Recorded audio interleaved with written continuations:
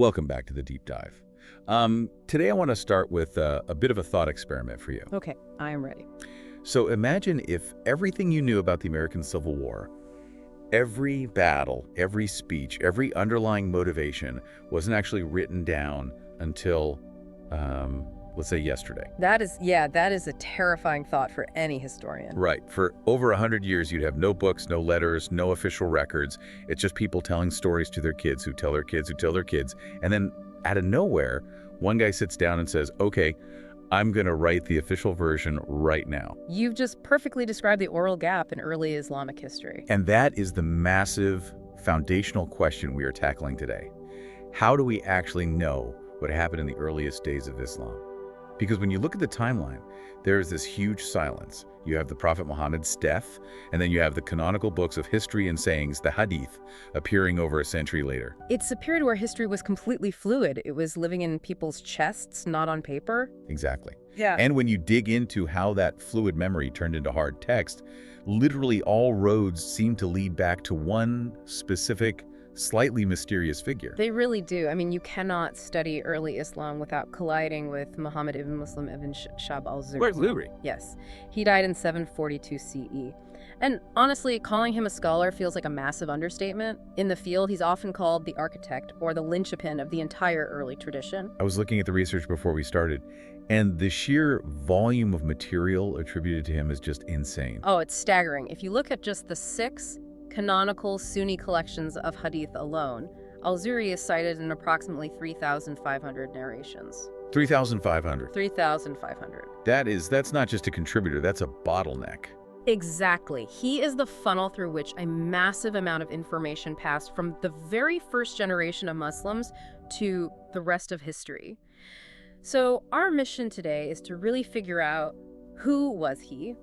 Why did he decide to break this long tradition of oral learning? And here is where it gets really complicated. Can we actually trust him? Right, because he wasn't just some isolated monk in a mountain retreat. He was literally on the payroll of the Umayyad Empire. He was. And that brings politics, money, and sheer power into the equation of sacred history. Okay, let's pause on the political conspiracy theories for a second and just look at the human being. Who was Al-Zuhri? Because usually these ancient figures feel like marble statues to us. Al-Zuhri was definitely not a statue. He was a real character. He was born in Medina, likely in the late 670s CE. And his background is a bit of a paradox, actually. He's from the Banu Zuhra clan. Meaning what, exactly? Meaning he has serious blue blood lineage. This is the clan of the Prophet's own mother, Amina. So he has the ultimate social status, but his immediate family was entirely destitute. He grew up in serious poverty. So he's got the name, Right. but not the fortune. Exactly. And that often creates a very specific kind of drive in a person.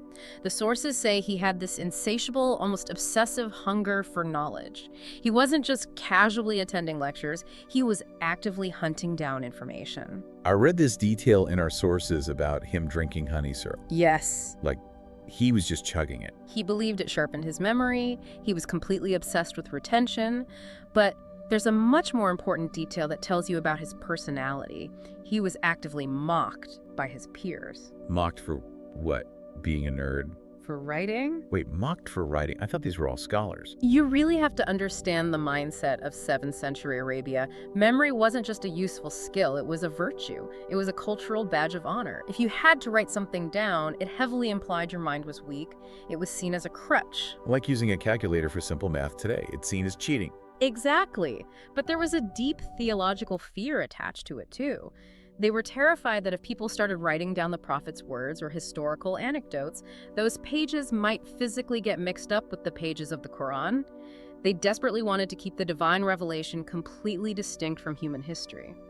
So most scholars flat out refused to write. But not Al-Zuhri. No.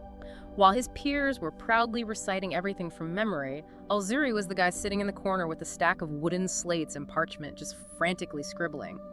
He was effectively the first data hoarder of early Islam. So he's breaking a social taboo and a religious taboo at the exact same time. He is. And he wasn't just writing down the legal rulings, the halal and haram, which is what most people actually cared about back then. He was writing down everything. Genealogy, poetry, battles, local gossip. He wanted the entire context. This brings me to his method. Because if he's collecting all this raw, unfiltered data, he has to organize it somehow, right? He's not just a walking tape recorder.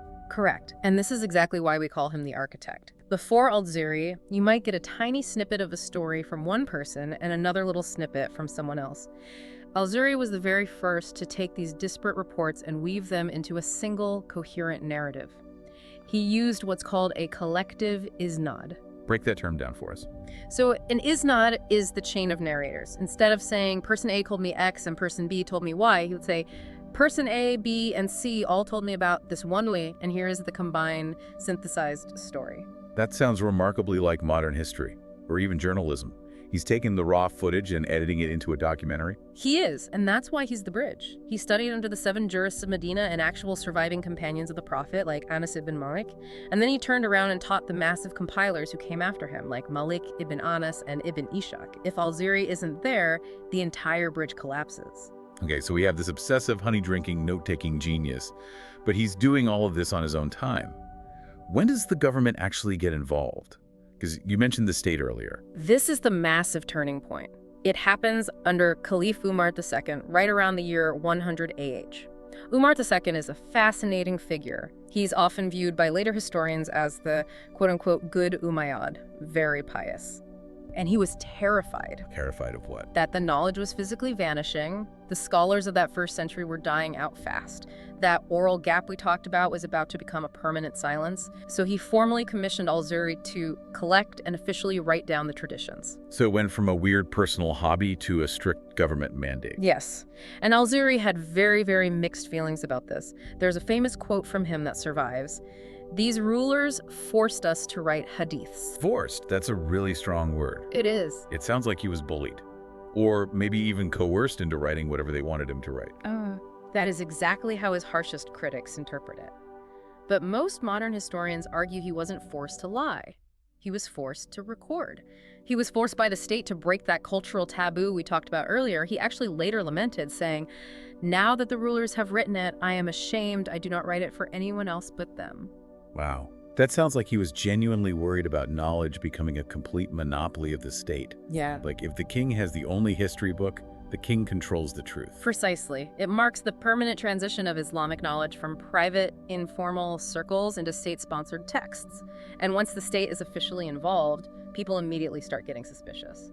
Which brings us to the elephant in the room, the Umayyads. The Umayyads. We really need to set the scene here because Al-Zuhri wasn't just a distant academic operating in a vacuum. He was deeply embedded in this empire, right? Deeply. He served multiple caliphs, Abd al-Malik, Hisham. He was a personal tutor to the royal princes. He was a judge, a qadi. He was even a member of the police force, the Shurta. Okay, hang on. We need to pause right here. You're telling me the guy single-handedly responsible for preserving the religion's history was also on the payroll of the state police force and the royal court? He was a government man, through and through. That feels like a massive, glaring conflict of interest. If I'm a historian living on the government dime, I'm probably not going to write about the time the caliph made a horrible mistake. I'm going to write whatever keeps me employed. How do we not just look at his entire body of work as state-sanctioned propaganda? That is the exact explosive question that hit 19th century academia. It was spearheaded by a famous Hungarian scholar named Ignaz Goldziher. And Goldziher basically said Al-Zuhri was a royal spin doctor. More or less, yes. Goldziher pointed to a specific, very famous hadith, the 3 mosques hadith. This is the recorded saying where the prophet supposedly encourages pilgrimage to only 3 specific mosques, Mecca, Medina, and Jerusalem. Okay, and why is that particular geographic detail suspicious? You have to look at the map of the Islamic Civil War happening at that exact time. Give us the context. So, in the late 680s, the Islamic world was completely fractured. The Umayyads controlled Syria and Jerusalem. But Mecca, the ultimate holy city, was controlled by a rival caliph, a fierce rebel named Ibn al-Zubayr. So the Umayyads didn't actually control the Hajj pilgrimage. Exactly. They were completely cut off from Mecca. So Goldziher's theory was that the Umayyad caliph, Abd al-Malik, desperately needed a new holy site to rival Mecca, so he built the magnificent Dome of the Rock in Jerusalem. And according to this theory, he needed his court scholar Al-Zuhri to conveniently find a hadith that said Jerusalem was just as good as Mecca, purely to divert the pilgrims and all their tax money into his own territory. I mean, it sounds like a perfect conspiracy theory. It makes total logical sense. Just follow the money. It does make sense, but does it actually hold up to rigorous historical scrutiny? You tell me. Most modern scholarship, even strict Western secular scholarship, says no, it does not hold up. Two main reasons. First, the simple timeline. When the Dome of the Rock was actively being built, Al-Zuhri was barely 20 years old. He was nobody. He wasn't the famous architect yet. He simply wouldn't have had the scholarly clout to pull off a massive forgery that everyone in the empire would just blindly accept. Okay, so he was way too junior to be the minister of propaganda. Exactly. And second, and this is the really crucial part, Al-Zuhri actively wrote things the Umayyads absolutely hated. Like what? He freely recorded traditions that heavily criticized rulers. He recorded history that was incredibly favorable to the Prophet's own family, who were the mortal political enemies of the Umayyads. If he was a paid, full-time propagandist, he did a genuinely terrible job of scrubbing the record. So he actually kept his scholarly integrity intact, even while he was cashing the royal paycheck. That is the general consensus among many modern analysts. He might have been a comfortable courtier, but he wasn't a mind-controlled puppet. He clearly viewed himself as a preserver first and an employee second. That leads nicely into how he is viewed today across the board. Because depending on who you ask in the sources, he's either a legendary hero or a total villain. It is incredibly polarized. In the Sunni tradition, Al-Zuhri is hika, meaning entirely trustworthy. He is the absolute gold standard. Heavyweight critics like Ibn Hajar and Al-Dahabi defend his honor fiercely. To them, without Al-Zuhri, the Sunnah is totally lost. But the Shia view is, well, I imagine it's cooler. Much cooler. You always have to remember the Umayyads were the sworn enemies of the Al-Bayt, the family of the Prophet. So for early Shia scholars, literally anyone who took a paycheck from the Umayyads is immediately suspect. Total guilt by association. To an extent, yes. Modern Iranian studies go a bit deeper, suggesting he might have fabricated specific traditions to subtly weaken the divine status of the Prophet's family. Though again, it's really complex because he also transmitted traditions that were very pro-Ali, so he's incredibly hard to pin down ideologically. And what about the Western academics today? We mentioned Goldsire, but surely we've moved past the 19th century by now. We have. There's a fascinating modern method used by scholars like Harold Motzky called Isnad Kamet analysis. Okay, Isnad Kamet. That sounds incredibly dry. It sounds painfully dry, I know, but the core concept is brilliant. Think of it exactly like a forensic financial audit, but for ancient texts. Explain how that works. You have the actual statement or text, the mat, and you have the attached list of witnesses, the isnad.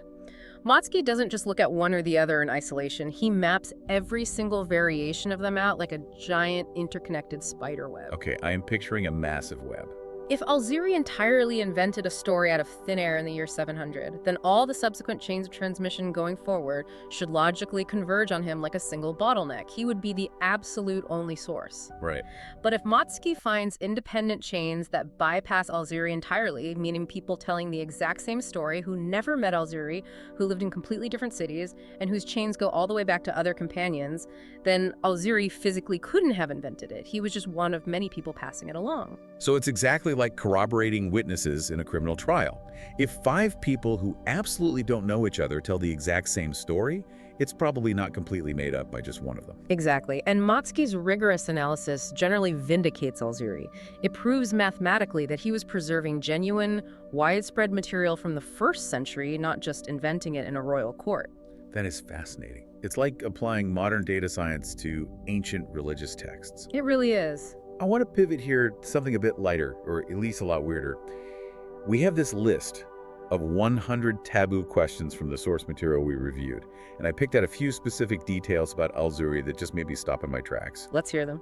First up, the Satanic Verses, or the Garanique. This is that incredibly controversial story where the prophet allegedly uttered and then quickly retracted verses praising pagan idols. I was completely shocked to see Al-Zuhri's name attached to this. This is a really significant point for understanding him. Al-Zuhri is indeed one of the main early narrators of this incident.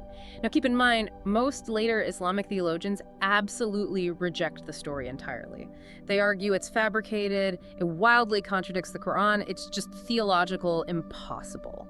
But Al-Zuhri reported it anyway. It did, and this perfectly highlights his role as a historian versus a theologian. He wasn't filtering the raw data for what quote-unquote should be true. He was strictly filtering for what he actually heard from the older generation.